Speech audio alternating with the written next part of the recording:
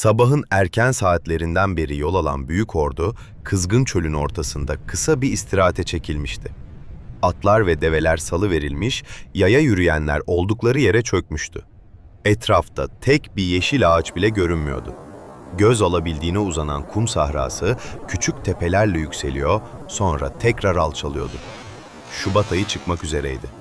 Ama Arap Yarımadası'nda bu aylar bile özellikle öğle saatlerinde insanı bunaltacak kadar sıcak olurdu.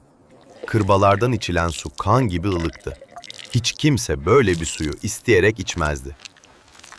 Ama başka çare de yoktu. Kalk.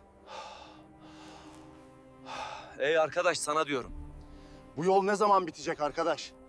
Fakat bu sessizlik uzun sürmedi. Bir süre sonra yürüyüş emri verildi.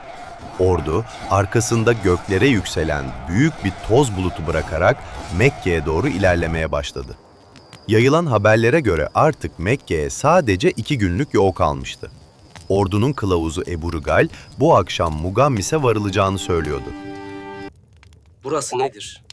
Sultanım, buraya Mugammis derler. Oradan sonra Mekke neredeyse 2 adımlık mesafedeydi. Gece saatlerine kadar süren yürüyüş verilen dur emriyle sona erdi. Yükler indirildi, çadırlar kuruldu. Ebrehe, hizmetçisine Ebu Rıgal'i çağırmasını emretti. Kılavuz huzura geldiğinde artık Mekke'ye çok yaklaştıklarını bildirdi. Ebrehe'nin yüzünde memnuniyet belirdi. Çünkü haftalardır süren yolculuğun sonu gelmişti. Ebrehe'nin amacı sıradan bir sefer değildi. O Mekke'deki mübarek beyti, yani Kabe'yi yıkmak istiyordu. Yemen'de, Sana şehrinde büyük ve görkemli bir kilise yaptırmıştı. Bu kilisenin Arapların gözünde Kabe'nin yerine geçmesini arzuluyordu. Fakat Arapların kalbi hala Kabe'ye bağlıydı. Onları oraya çeken şey taş duvarlar değildi. Kabe onlara Peygamber İbrahim'den kalan mukaddes bir emanet olarak görülüyordu. Ebrehe bunu kabullenemedi. Kabe ayakta kaldıkça kendi kilisesi asla arzuladığı değeri görmeyecekti. Bu yüzden büyük bir ordu hazırladı. Ordunun önünde Mahmud adı verilen devasa bir fil yürütülüyordu. Ebrehe, Kabe'yi bu file yıktırmak istiyordu. Fakat o gece kılavuz Ebu Rıgal'in içinde garip bir sancı başladı. Önce kısa sürdü, sonra yeniden bastı. Bu kez daha ağırdı. Ebu Rıgal çaresizlik içinde kıvranmaya başladı. Toprağı kazacak gibi elleriyle yeri tırmalıyor, büyük iniltiler çıkarıyordu. Ama yorgunluktan baygın halde yatan askerler bu iniltileri duymadı. Kısa bir süre sonra hareketleri yavaşladı ve Ebu Rıgal öldü. Sabah olduğunda orduda bu haber yayıldı. Kabe'yi yıkmaya giden orduya kılavuzluk eden adam Mekke'ye varmadan ölmüştü. Ölü müsün be? Adam! Sana sesleniyoruz! Ölmüş! Ölmüş! Ölmüş! Ölen kim? Kim ölmüş?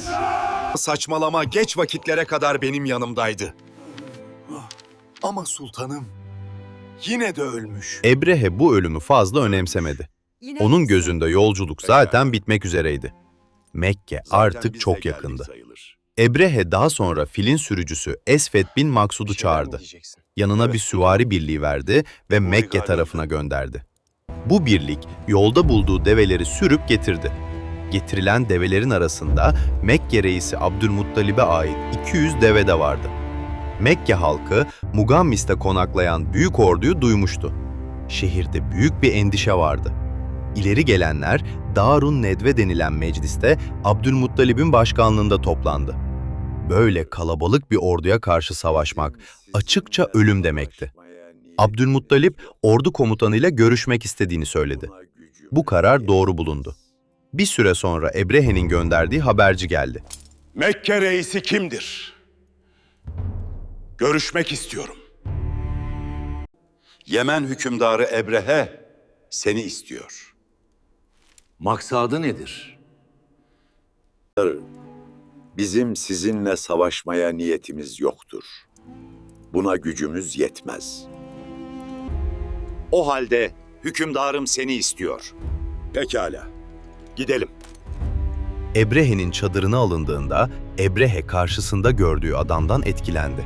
Abdülmuttalip uzun boylu, heybetli ve yüzünden vakar akan bir insandı. Ebrehe onunla sıradan biri gibi konuşamayacağını hissetti. Tahtından indi ve mindere oturdu. Ne istiyorsun benden? 200 devemin geri verilmesini istiyorum. Bana alınan birkaç deveden bahsetmeye kalktın. Ben develerin sahibiyim. Ben senin ve atalarının dini sayılmaya layık olan bir beyti yıkmaya geldim. Ben develerin sahibiyim. Beyti de sahibi koruyacaktır.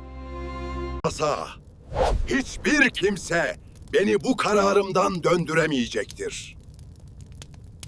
Bunun üzerine Ebrehe onun gözünde küçüldüğünü söyledi. Çünkü kendisi Abdülmuttalib'in ve atalarının mukaddes saydığı beyti yıkmaya gelmişti. Abdülmuttalip ise gayet sakin bir cevap verdi. İnsanlara şehri terk edip dağlara çekilmelerini emretti. Sonra Kureyş'in ileri gelenlerinden bazılarıyla birlikte Kabe'nin yanına gitti. Kabe'nin kapısının halkasına tutundu. Gözlerinden yaşlar akıyordu. Allah'ım, kul kendi eşyasını, sergisini korumaya çalışır. Sen de kendi mülkünü, beytini koru. Yanındakiler büyük bir heyecanla bu duaya eşlik ediyordu. Mekke halkı dağ tepelerinde ellerini açmış, aynı yakarışa katılıyordu. O an şehir görünürde savunmasızdı. Ama kalpler beytin gerçek sahibine yönelmişti. Gece yarısı Ebrehe uyandı. Gözleri çadırın tepesine dikilmişti. Nefes alışları düzensizdi. Alnı terlemişti. Zihninde tek bir cümle dönüp duruyordu. Beyti sahibi koruyacaktı. Çadırından çıktı.